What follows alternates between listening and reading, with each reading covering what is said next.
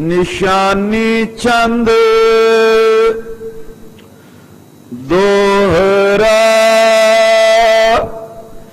इस प्रकार श्री सतगुरु केतक समय बिताए, करत नरन कल्याण को सिक्की जग प्रगटाए। वाहिगुरु जी का खालसा, वाहिगुरु जी की फतेह। तो सुल्तान कहा हो मियाँ तेरी कवन बढ़ाई, जो तू देहे सो कहा स्वामी, मैं मूर्ख कहन न जाई। तेरे गुण गावां देह बुझाई, जैसे सच मैं रहूं रजाई। दसां पातशाहियां दी आत्मक जागदी जोत, हाजरा हजूर हाजरा हजूर, जहरा जहूर, सर्व कला भरपूर सतगुरु। धन धन श्री गुरु ग्रंथ साहिब जी महाराज जी दे पावन पवित्र चरणां च नौवें गुरुदेव धन गुरु तेग बहादुर साहिब जी महाराज जी दे पवित्र पावन चरण छो प्राप्त इतिहासक स्थान ते सजे होए संध्या वेले दे दीवाना च हाजरियां भर रही सतगुरां दे परम प्यार च परोती होई, गुरु रंग च रंगी होई।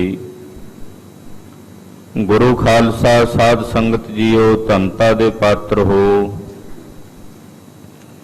लता प्रति गुरु चरणां विच हाजरियां भर के सतगुरां दा पावन पवित्र इतिहास बहुत ही शरधा भावना अदब ते सत्कार सहित सरवण कर रहे। दयानिध सतगुरु श्री गुरु अर्जन देव साहब जी की जीवन कथा चल रही है। पंचम पातशाह जी महाराज जी दे सत्कारयोग वड्डे भराता धन गुरु रामदास साहब जी दे साहिबजादे माता भानी जी दे अख दे दुलारे बाबा महादेव जी गोयंदवाल साहब वेखे अपना पंज भौतिक शरीर त्याग के गुरु चरणां च वलीन होए हन। अतुत दर्जे की अवस्था दे मालक ने बाबा महादेव जी। धन गुरु अर्जन देव साहब जी की किरपा दे पात्र बन के तुरिया पद च पहुंचे हुए सन। उन्हां दे पवित्र पावन शरीर का अंतिम संस्कार ब्यास दरिया के कंढे ते खुद गुरु अर्जन देव साहब जी महाराज जी ने अपने हथीं कीता है। बाबा महादेव जी दे नमित सारी क्रिया गुरु साहब ने निभाई है। कुछ समा गोयंदवाल साहब रुकण तो बाद पंजवें पातशाह जी महाराज जी वापस श्री अमृतसर साहब गुरु रामदास साहब जी की पवित्र नगरी च पहुंचे ने। इत्थे आके सतगुरां ने कुछ समा निवास रखिया, जो चोज सतगुरां ने कीते ने। आओ मन बिरतियां एकाग्र करके सतगुरु जी का पवित्र पावन इतिहास सरवण करिए। धन गुरु अर्जन देव साहब जी दे पवित्र चरण कमलों का ध्यान अपने हिरदियां च धारण करते होया आप दे जीवन और रसना दे कल्याण निमित्त आखिए जी सतनाम श्री वाहिगुरु साहिब जी। सतनाम श्री वाहिगुरु साहिब जी। दोहरा इस प्रकार श्री सतगुरु केतक समय बिताए। इस प्रकार नाल सतगुरु धन गुरु अर्जन देव साहब जी महाराज जी ने ਕੁਝ ਸਮਾਂ ਸ੍ਰੀ ਅੰਮ੍ਰਿਤਸਰ ਸਾਹਿਬ ਵਿਖੇ ਬਤੀਤ ਕੀਤਾ ਹੈ। ਕਰਤ ਨਰਨ ਕਲਿਆਣ ਕੋ ਸਿੱਖੀ ਜਗ ਪ੍ਰਗਟਾਏ। ਗੁਰੂ ਜੀ ਅਨੇਕਾਂ ਜੀਵਾਂ ਦੀ ਕਲਿਆਣ ਕਰ ਰਹੇ ਨੇ ਔਰ ਗੁਰੂ ਨਾਨਕ ਸਾਹਿਬ ਜੀ ਦੀ ਪਾਵਨ ਪਵਿੱਤਰ ਸਿੱਖੀ ਦਾ ਵਿਸਥਾਰ ਸਾਰੇ ਜਗਤ ਵਿੱਚ ਕਰ ਰਹੇ ਹਨ। ਨਿਸ਼ਾਨੀ ਚੰਦ ਸ਼੍ਰੀ ਹਰਿ ਗੋਬਿੰਦ ਚੰਦ ਜੀ ਆਨੰਦ ਬਿਲੰਦੇ। ਧੰਨ ਗੁਰੂ ਹਰਗੋਬਿੰਦ ਸਾਹਿਬ ਜੋ ਪੰਚਮ ਪਾਤਸ਼ਾਹ ਜੀ ਮਹਾਰਾਜ ਜੀ ਦੇ ਸਾਹਿਬਜ਼ਾਦੇ ਹਨ। ਸ਼੍ਰੀ ਗੁਰੂ ਹਰਗੋਬਿੰਦ ਸਾਹਿਬ ਜੀ ਮਹਾਰਾਜ ਜੋ ਚੰਦਰਮਾ ਦੇ ਸਮਾਨ ਸੁੰਦਰ ਮੁਖ ਵਾਲੇ ਨੇ, ਚੰਦ ਦੇ ਸਮਾਨ ਜਿਨ੍ਹਾਂ ਦਾ ਸੋਹਣਾ ਮੁਖੜਾ ਹੈ। ਚੜੇ ਤੁਰੰਗ ਕੁਰੰਗ ਜਨ ਦੁਤ ਮੋਰ ਮਨਿੰਦੈ। ਮਹਾਰਾਜ ਜੀ ਨਿਤਾ ਪ੍ਰਤੀ ਘੋੜੇ ਤੇ ਸਵਾਰ ਹੋ ਕੇ ਸ਼ਿਕਾਰ ਖੇਡਣ ਵਾਸਤੇ ਚੜ ਕੇ ਜਾਂਦੇ ਨੇ। ਜਿਹੜੇ ਘੋੜੇ ਤੇ ਸਵਾਰ ਹੁੰਦੇ ਨੇ ਉਹ ਘੋੜਾ ਬੜਾ ਸੁੰਦਰ ਹੈ। ਉਹ ਘੋੜਾ ਬੜਾ ਚੰਚਲ ਤੇ ਬਲਵਾਨ ਹੈ, ਜਿਹਦੇ ਪੈਰ ਜ਼ਮੀਨ ਤੇ ਨਹੀਂ ਟਿਕਦੇ। ਕੁਰੰਗ ਦੇ ਸਮਾਨ, ਹਿਰਣ ਦੇ ਸਮਾਨ ਉੱਡ ਜਾਣ ਵਾਲਾ, ਹਵਾ ਨੂੰ ਵੀ ਪਿੱਛੇ ਛੱਡ ਜਾਣ ਵਾਲਾ ਐਸਾ ਬਲਵਾਨ ਘੋੜਾ ਜਿਹਦੇ ਤੇ ਧੰਨ ਗੁਰੂ ਹਰਗੋਬਿੰਦ ਸਾਹਿਬ ਜੀ ਮਹਾਰਾਜ ਜੀ ਸਵਾਰ ਹੁੰਦੇ ਹਨ। ਅਦਿਕ ਪਲਾਏ ਫੰਦਾਵਤੇ ਤਨ ਸਰ ਤਰ ਹਾਥਾ। ਮਹਾਰਾਜ ਜੀ ਉਸ ਘੋੜੇ ਨੂੰ ਬੜੀ ਤੇਜ਼ੀ ਨਾਲ ਦੌੜਾਉਂਦੇ ਨੇ। ਕਈ ਵਾਰ ਉਹਨੂੰ ਤੇਜ਼ੀ ਨਾਲ ਦੌੜਾ ਕੇ ਫਿਰ ਉਹਨੂੰ ਦੌੜਾ ਕੇ ਕਾਬੂ ਵੀ ਕਰਦੇ ਨੇ। ਘੋੜੇ ਨੂੰ ਦੌੜਾਉਣਾ ਤੇ ਫਿਰ ਉਹਨੂੰ ਕਾਬੂ ਵਿੱਚ ਕਰਨਾ, ਇਹ ਵਿਦਿਆ ਵਿੱਚ ਗੁਰੂ ਹਰਗੋਬਿੰਦ ਸਾਹਿਬ ਜੀ ਪੂਰਨ ਤੌਰ ਤੇ ਮਾਹਰ ਹਨ। ਔਰ ਇਸ ਪ੍ਰਕਾਰ ਨਾਲ ਆਪਣੇ ਹੱਥ ਦੇ ਵਿੱਚ ਧਨਸਰ ਕਹਿੰਦੇ ਨੇ ਧਨਖ ਨੂੰ, ਬੜਾ ਕਠੋਰ ਤੇ ਗੰਢੀਵ ਧਨਖ ਹੈ ਜੋ ਸਤਿਗੁਰੂ ਸ੍ਰੀ ਗੁਰੂ ਹਰਗੋਬਿੰਦ ਸਾਹਿਬ ਜੀ ਮਹਾਰਾਜ ਜੀ ਆਪਣੇ ਪਵਿੱਤਰ ਪਾਵਨ ਦਸਤ ਕਮਲਾਂ ਦੇ ਵਿੱਚ ਧਾਰਨ ਕਰਦੇ ਹਨ। ਕਬ ਅਖੀਰ ਹਿਤ ਗਮਨ ਤੇ ਲੈ ਕੇ ਸਿੱਖ ਸਾਥਾ। ਬਹੁਤ ਸਾਰੇ ਸਿੱਖਾਂ ਦਾ ਸਮੁਦਾਇ ਆਪਣੇ ਨਾਲ ਲੈ ਕੇ ਅਕਸਰ ਕਈ ਵਾਰ ਛੇਵੇਂ ਪਾਤਸ਼ਾਹ ਜੀ ਮਹਾਰਾਜ ਜੀ ਸ਼ਿਕਾਰ ਖੇਡਣ ਵਾਸਤੇ ਜਾਂਦੇ ਹਨ। ਵਿਦਿਆ ਆਯੁਧ ਕੀ ਕਰੇ 10 ਸੰਮਤ ਬੈਸਾ। ਮਹਾਰਾਜ ਜੀ ਸ਼ਸਤਰ ਵਿਦਿਆ ਦਾ ਅਭਿਆਸ ਕਰਦੇ ਨੇ। ਜਦੋਂ ਸ਼ਿਕਾਰ ਖੇਡਣ ਲਈ ਜਾਂਦੇ ਨੇ, ਸ਼ਿਕਾਰ ਖੇਡਦਿਆਂ ਮਹਾਰਾਜ ਸੱਚੇ ਪਾਤਸ਼ਾਹ ਕਦੇ ਤੀਰ ਅੰਦਾਜ਼ੀ ਦੀ ਵਿਦਿਆ, ਬੰਦੂਕ ਚਲਾਉਣ ਦੀ ਵਿਦਿਆ, ਤਲਵਾਰਬਾਜ਼ੀ, ਇਹ ਸਾਰੇ ਸ਼ਸਤਰਾਂ ਦਾ ਅਭਿਆਸ ਕਰਦੇ ਹਨ। ਔਰ ਇਸ ਵੇਲੇ ਛੇਵੇਂ ਪਾਤਸ਼ਾਹ ਜੀ ਦੇ ਪਾਵਨ ਤਨ ਦੀ ਜਿਹੜੀ ਉਮਰ ਹੈ ਉਹ ਤਕਰੀਬਨ 10 ਕੁ ਸਾਲ ਦੀ ਹੈ। 10 ਕੁ ਸਾਲ ਦੀ ਅਵਸਥਾ ਦੇ ਵਿੱਚ ਛੇਵੇਂ ਪਾਤਸ਼ਾਹ ਜੀ ਮਹਾਰਾਜ ਸ਼ਿਕਾਰ ਖੇਡਦੇ ਨੇ। ਔਰ ਮਹਾਰਾਜ ਜੀ ਦਾ ਸਰੀਰ 10 ਸਾਲ ਦੀ ਉਮਰ ਦੇ ਵਿੱਚ ਹੀ ਇੰਨਾ ਬਲਵਾਨ ਹੈ, ਇਦਾਂ ਜਾਪਦਾ ਜਿਵੇਂ 18 ਸਾਲ 20 ਸਾਲ ਦਾ ਕੋਈ ਨੌਜਵਾਨ ਹੋਵੇ। ਇਹੋ ਜਿਹਾ ਮਹਾਰਾਜ ਜੀ ਦਾ ਬਲਵਾਨ ਸਰੀਰ ਹੈ 10 ਸਾਲ ਦੀ ਉਮਰ ਵਿੱਚ। ਤੀਰ ਪ੍ਰਹਾਰਤ ਬੇਗ ਤੇ ਰਿਪ ਕੋ ਐ ਜੈਸਾ। ਮਹਾਰਾਜ ਸੱਚੇ ਪਾਤਸ਼ਾਹ ਜੀ ਕਮਾਨ ਤੇ ਤਚਲੇ ਤੇ ਤੀਰ ਚਾੜ ਕੇ ਉਹ ਤੀਰ ਕੰਨਾਂ ਤੱਕ ਖਿੱਚ ਕੇ ਚਲਾਉਂਦੇ ਨੇ। ਐਸੇ ਤੀਰ ਚਲਾਉਂਦੇ ਨੇ ਜੋ ਵੈਰੀਆਂ ਦੀਆਂ ਛਾਤੀਆਂ ਨੂੰ ਆਉਣ ਵਾਲੇ ਸਮੇਂ ਵਿੱਚ ਵਿੰਨਣਗੇ। ਉਹ ਤੀਰ ਚਲਾਉਣ ਦੀ ਵਿਦਿਆ ਮਹਾਰਾਜ ਜੀ ਅਭਿਆਸਦੇ ਹਨ। ਮਹਾ ਸਪਾਈ ਬਲ ਸਹਿਤ ਧਰ ਲੱਛ ਹਨੰਤੇ। ਉਹਨਾਂ ਵਾਸਤੇ ਉੱਡਣੇ ਸੱਪਾਂ ਵਰਗੇ ਤੀਰ ਮਹਾਰਾਜ ਜੀ ਚਲਾਉਂਦੇ ਨੇ। ਐਸੇ ਤੀਰ ਜਿਹੜੇ ਦੁਸ਼ਮਣਾਂ ਵਾਸਤੇ ਉੱਡਣੇ ਸੱਪਾਂ ਦੇ ਸਮਾਨ ਨੇ। ਬੜੀ ਸਫਾਈ ਦੇ ਨਾਲ, ਬਲ ਦੇ ਨਾਲ ਉਹ ਬਲ ਸਹਿਤ ਜਿਹੜਾ ਤੀਰ ਸਤਿਗੁਰੂ ਜੀ ਚਲਾਉਂਦੇ ਨੇ, ਜਿਹੜੇ ਨਿਸ਼ਾਨੇ ਵਿੱਚ ਮਾਰਦੇ ਨੇ ਉਹਦੇ ਵਿੱਚ ਉਹ ਤੀਰ ਧਸ ਜਾਂਦਾ ਹੈ। ਜਿਸ ਵੀ ਨਿਸ਼ਾਨੇ ਵਿੱਚ ਮਾਰਦੇ ਨੇ ਬੜੀ ਸਫਾਈ ਨਾਲ ਉਹ ਨਿਸ਼ਾਨੇ 'ਚ ਤੀਰ ਵੱਜਦਾ ਹੈ ਔਰ ਬੜੇ ਬਲ ਦੇ ਸਹਿਤ ਉਹ ਤੀਰ ਉਸ ਨਿਸ਼ਾਨੇ ਦੇ ਵਿੱਚ ਧਸ ਜਾਂਦਾ ਹੈ। ਗਰ ਕੋ ਹੋਤ ਜੈ ਲਗਤ ਹੈ ਸੇਵਕ ਨਿਤ ਸੰਤੇ। ਮਹਾਰਾਜ ਛੇਵੇਂ ਪਾਤਸ਼ਾਹ ਦਾ ਚਲਾਇਆ ਹੋਇਆ ਤੀਰ ਲੱਗਦਾ ਨਾ, ਉਹਦੇ ਵਿੱਚ ਹੀ ਗਰਕ ਹੋ ਜਾਂਦਾ। ਅੱਧੀ ਅੱਧੀ ਕਾਨੀ ਤੱਕ ਉਹ ਤੀਰ ਵਿੱਚ ਜਾ ਕੇ ਗਰਕ ਹੋ ਜਾਂਦਾ ਹੈ। ਮਹਾਰਾਜ ਜੀ ਦੇ ਸੇਵਾਦਾਰ ਜਾਂਦੇ ਨੇ, ਉਹ ਜਾ ਕੇ ਉਸ ਵੱਜੇ ਹੋਏ ਤੀਰ ਨੂੰ ਖਿੱਚ ਕੇ ਪੁੱਟ ਕੇ ਬਾਹਰ ਕੱਢਦੇ ਹਨ। आर बला जिनकी अल्प शुभ डील विशाला। ਸਤਿਗੁਰੂ 6ਵੇਂ ਪਾਤਸ਼ਾਹ ਜੀ ਦੀ ਉਮਰ ਭਾਵੇਂ ਛੋਟੀ ਹੈ, 10 ਸਾਲ ਦੀ ਆਯੂ ਹੈ, ਪਰ 10 ਸਾਲ ਦੀ ਆਯੂ ਵਿੱਚ ਹੀ ਮਹਾਰਾਜ ਜੀ ਦੇ ਸਰੀਰ ਦੀ ਜਿਹੜੀ ਡੀਲ ਹੈ ਉਹ ਬੜੀ ਉੱਚੀ ਲੰਮੀ ਹੈ। ਸਰੀਰ ਦੀ ਕੱਦ ਕਾਠੀ ਮਹਾਰਾਜ 6ਵੇਂ ਪਾਤਸ਼ਾਹ ਦੀ ਬੜੀ ਉੱਚੀ ਲੰਮੀ ਹੈ। ਬੜਾ ਬਲਵਾਨ ਸਰੀਰ ਹੈ ਮਹਾਰਾਜ 6ਵੇਂ ਪਾਤਸ਼ਾਹ ਧੰਨ ਗੁਰੂ ਹਰਗੋਬਿੰਦ ਸਾਹਿਬ ਜੀ ਦਾ।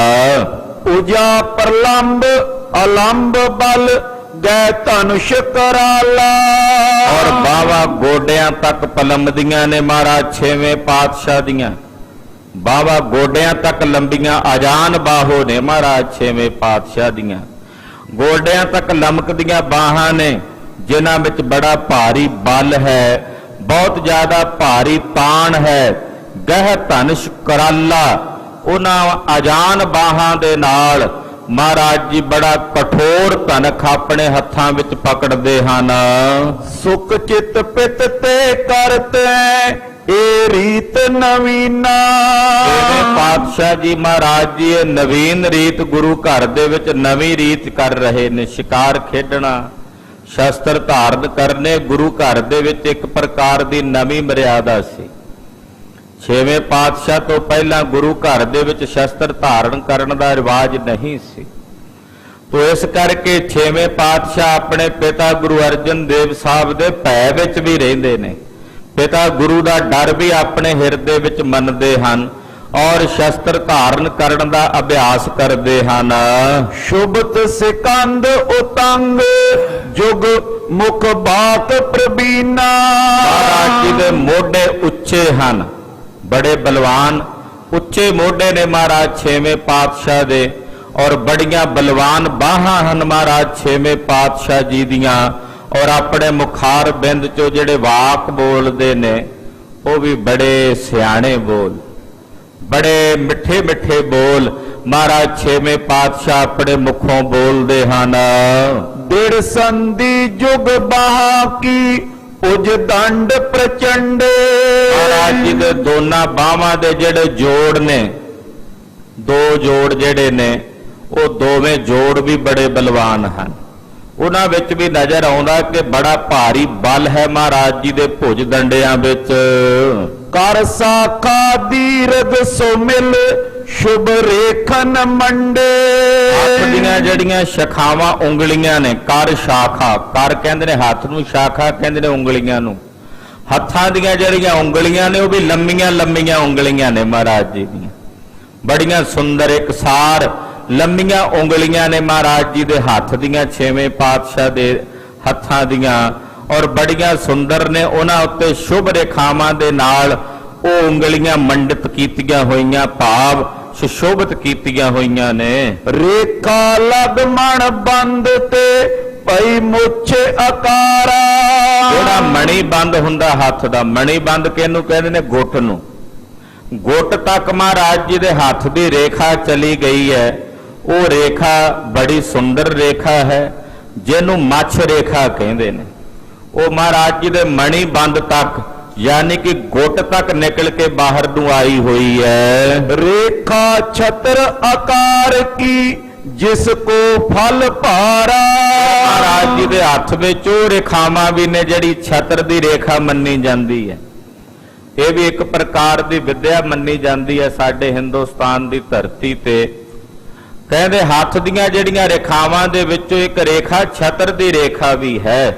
ਉਹ ਛਤਰ ਦੀ ਰੇਖਾ ਵੀ ਗੁਰਦੇਵ ਦੇ ਹੱਥ ਵਿੱਚ ਸੁਸ਼ੋਭਿਤ ਹੈ। आयुत छाती उदर पर त्रिवली दुत पावे।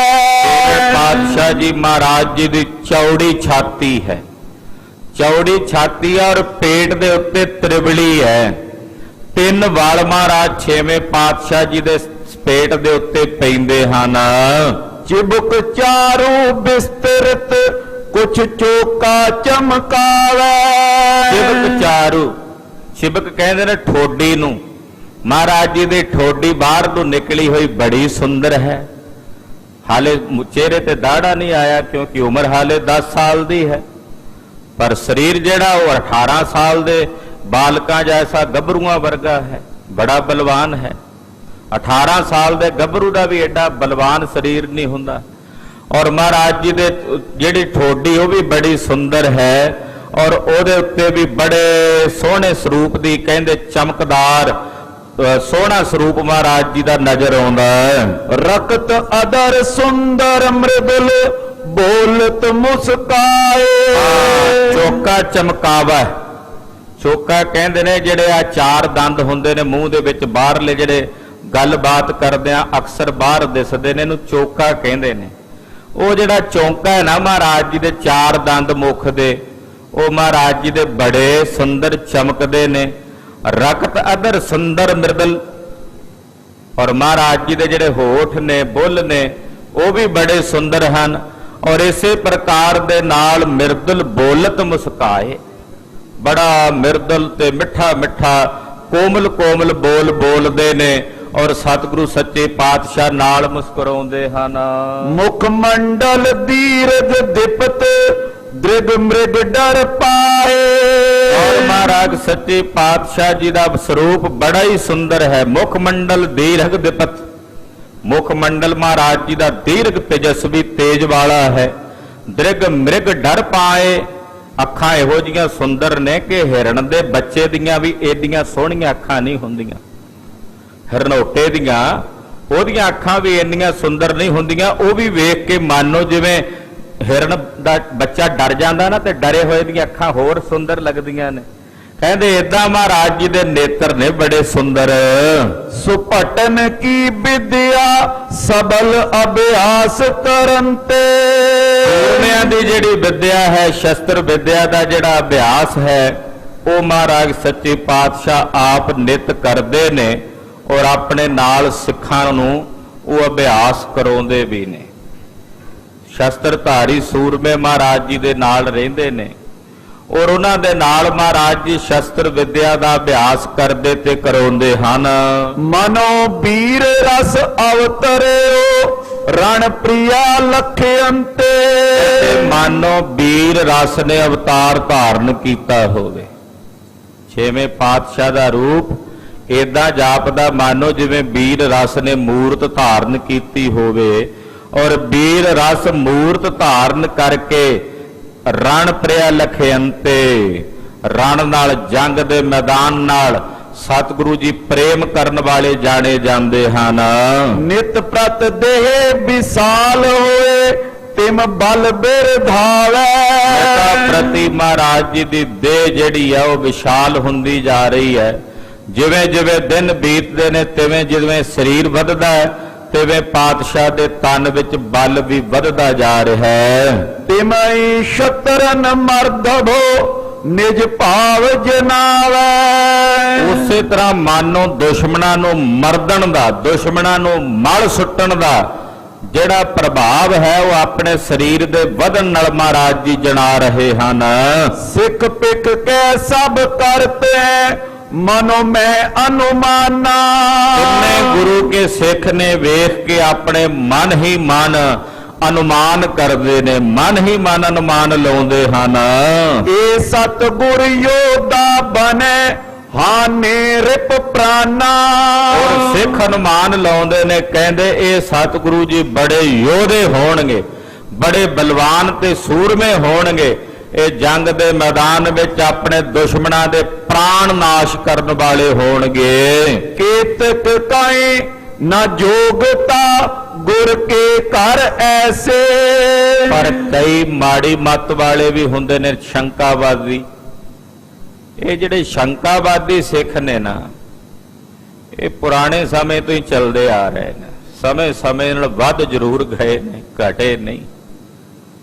ਉਦੋਂ ਵੀ ਸੀ 6ਵੇਂ ਪਾਤਸ਼ਾਹ ਦੇ ਟਾਈਮ ਤੇ ਐਨ ਭਾਵੇਂ ਸਿੱਖ ਸੀ, ਪਰ ਸ਼ੰਕਾ ਕਰਦੇ ਸੀ। ਕਹਿੰਦੇ ਗੁਰੂਆਂ ਨੂੰ ਆਹ ਕੰਮ ਥੋੜੀ ਸੋਭਦੇ ਆ। ਉਹ ਇਦਾਂ ਦੀਆਂ ਗੱਲਾਂ ਕਰਦੇ। ਕਹਿੰਦੇ ਕੇਤਕ ਕਹੈ ਨਾ ਜੋਗਤਾ ਗੁਰ ਕੇ ਘਰ ਐਸੇ। ਉਹ ਕਹਿੰਦੇ ਗੁਰੂ ਘਰ ਦੇ ਵਿੱਚ ਐਸਾ ਕੰਮ ਕਰਨਾ ਯੋਗ ਨਹੀਂ। ਗੁਰੂ ਸਾਹਿਬ ਨੂੰ ਇਦਾਂ ਨਹੀਂ ਸੀ ਕਰਨਾ ਚਾਹੀਦਾ। ਇਹਨਾਂ ਨੂੰ ਇਦਾਂ ਸ਼ਸਤਰ ਨਹੀਂ ਧਾਰਨ ਕਰਨੇ ਚਾਹੀਦੇ, ਸ਼ਿਕਾਰ ਨਹੀਂ ਖੇਡਣਾ ਚਾਹੀਦਾ। ਜਾ ਕੇ ਜਾਨਵਰਾਂ ਨੂੰ ਮਾਰਦੇ ਨੇ, ਸ਼ਿਕਾਰ ਖੇਡਦੇ ਨੇ। ਇਦਾਂ ਦੇ ਸਿੱਖ ਉਦੋਂ ਵੀ ਸੀ, ਅੱਜ ਵੀ ਨੇ ਜਿਹੜੇ ਕਹਿੰਦੇ ਗੁਰੂ ਸਾਹਿਬ ਇਦਾਂ ਕਿਵੇਂ ਕਰ ਸਕਦੇ ਸੀ, ਉਹ ਵੀ ਅੱਜ ਕੱਲ ਇਦਾਂ ਹੀ ਕਹਿੰਦੇ ਆ। ਇਹ ਕਿਵੇਂ ਕਰ ਸਕਦੇ ਸੀ ਜੀ ਗੁਰੂ ਸਾਹਿਬ, ਦਸਮ ਗ੍ਰੰਥ ਸਾਹਿਬ ਕਿਵੇਂ ਲਿਖ ਸਕਦੇ ਸੀ, ਉਹ ਚਰਿਤ੍ਰੋ ਪਖਿਆਨ ਦੀ ਬਾਣੀ ਕਿਵੇਂ ਇਹ ਗੁਰੂ ਸਾਹਿਬ ਭਲਾ ਲਿਖ ਸਕਦੇ? ਪ੍ਰਚਾਰ ਕਰਦੇ ਹੋ ਇਦਾਂ ਦੀਆਂ ਗੱਲਾਂ, ਬੜੀਆਂ ਗੱਲਾਂ। ਇਹ ਕਿਵੇਂ ਗੁਰੂ ਸਾਹਿਬ ਕਰ ਸਕਦੇ? ਤੁਹਾਡੇ ਕੋਲੋਂ ਸਰਟੀਫਿਕੇਟ ਲੈਣਾ ਗੁਰੂ ਨੇ ਕਿ ਪਹਿਲਾਂ ਤੁਸੀਂ ਪਰਮਿਸ਼ਨ ਦਿਓ ਫਿਰ ਅਸੀਂ ਇਹ ਕੰਮ ਕਰੀਏ। ਸਤਿਗੁਰੂ ਜੀ ਮਾਲਕ ਨੇ, ਜੋ ਚਾਹੇ ਮਰਜ਼ੀ ਕਰਨ, ਸਮਰੱਥ ਦੇਵ ਨੇ।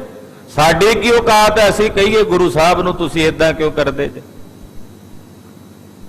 ਉਸ ਵੇਲੇ ਵੀ ਕੁਝ ਸ਼ੰਕਾਵਾਦੀ ਸਨ ਇਹੋ ਜਿਹੇ। ਬਾਬਰ ਕੇ ਔਰ ਬਾਬੇ ਕੇ ਦੋਵੇਂ ਹੀ ਚੱਲਦੇ ਆਉਂਦੇ ਆ, ਬਾਬੇ ਕੇ ਵੀ ਤੇ ਬਾਬਰ ਕੇ ਵੀ। ਇਹਨਾਂ ਦਾ ਦੋਨਾਂ ਦਾ ਜਿਹੜਾ ਝਗੜਾ ਉਹ ਚੱਲਦਾ ਹੀ ਆਉਂਦਾ। ਇਹ ਬਾਬਰ ਕੇ ਨੇ ਜਿਹੜੇ ਇਦਾਂ ਦੀਆਂ ਗੱਲਾਂ ਕਰ ਰਹੇ ਨੇ। ਕਹਿੰਦੇ ਜੀ ਗੁਰੂ ਸਾਹਿਬ ਨੂੰ ਇਦਾਂ ਦਾ ਕੰਮ ਨਹੀਂ ਸੀ ਕਰਨਾ ਚਾਹੀਦਾ। ਸ਼ਿਕਾਰ ਖੇਡਣਾ, ਸ਼ਸਤਰ ਰੱਖਣੇ, ਹਥਿਆਰ ਰੱਖਣੇ, ਸੂਰਮੇ ਆਪਣੇ ਕੋਲ ਭਰਤੀ ਕਰ ਰਹੇ ਨੇ, ਹਥਿਆਰਬੰਦ ਸੂਰਮਿਆਂ ਨੂੰ ਆਪਣੇ ਕੋਲ ਰੱਖ ਰਹੇ ਨੇ।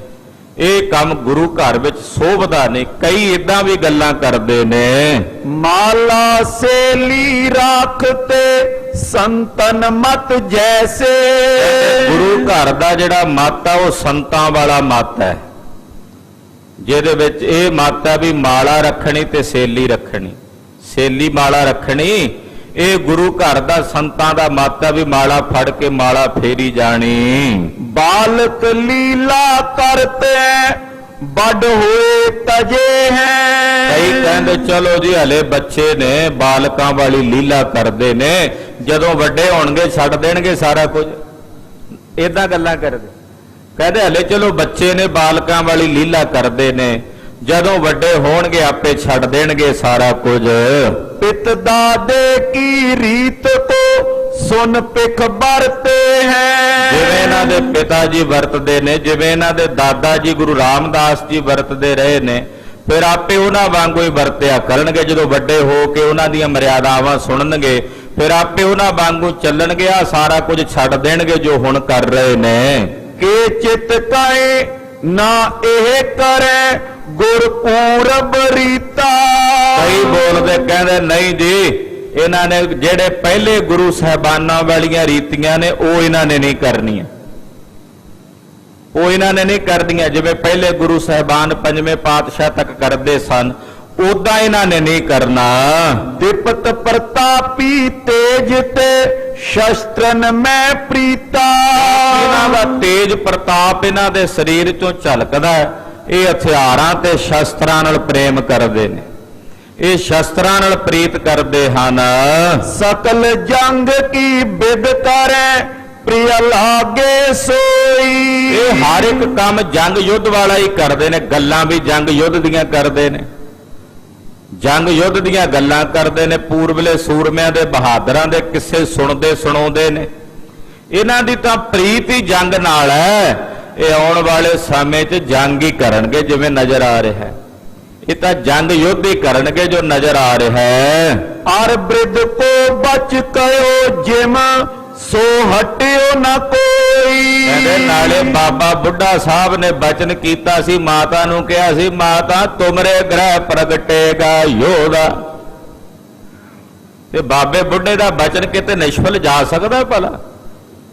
ਬਾਬਾ ਬੁੱਢਾ ਜੀ ਨੇ ਜਿਹੜਾ ਪਹਿਲਾ ਬਚਨ ਕੀਤਾ ਸੀ ਉਹ ਵੀ ਉਹਨਾਂ ਦਾ ਸਫਲ ਹੋਇਆ ਸੀ। ਗੁਰ ਕੈ ਪਾਜਰ ਕਿਮ ਪਰੀ ਕੈ ਸਹਿਜ ਸੁਭਾਉ। ਉਹਨਾਂ ਨੇ ਸੁਭਾਵਕ ਹੀ ਕਿਹਾ ਸੀ ਵੀ ਗੁਰੂ ਕਿਆਂ ਨੂੰ ਭਾਜਣਾ ਕਿਵੇਂ, ਤੇ ਵੇਖੋ ਉਹਨਾਂ ਦਾ ਉਹ ਬਚਨ ਪੂਰਾ ਹੋਇਆ ਸੀ। ਪਾਜ ਵਡਾਲੀ ਮੈਂ ਰਹੇ ਇਮ ਬਚ ਸਫਲਾਉ। ਬਾਬਾ ਜੀ ਦੇ ਬਚਨ ਮਹਾਰਾਜ ਜੀ ਨੇ ਸਫਲੇ ਕੀਤੇ, ਸਫਲੇ ਪੰਜਵੇਂ ਪਾਤਸ਼ਾਹ ਨਹੀਂ ਕੀਤੇ, ਔਰ ਉਹ ਵਡਾਲੀ ਜਾ ਕੇ ਰਹੇ। ਮੁਗਲ ਮਾਰ ਗੁਰ ਉਪਜਿਆ ਬਰ ਦੇਤ ਉਬਾਚਾ।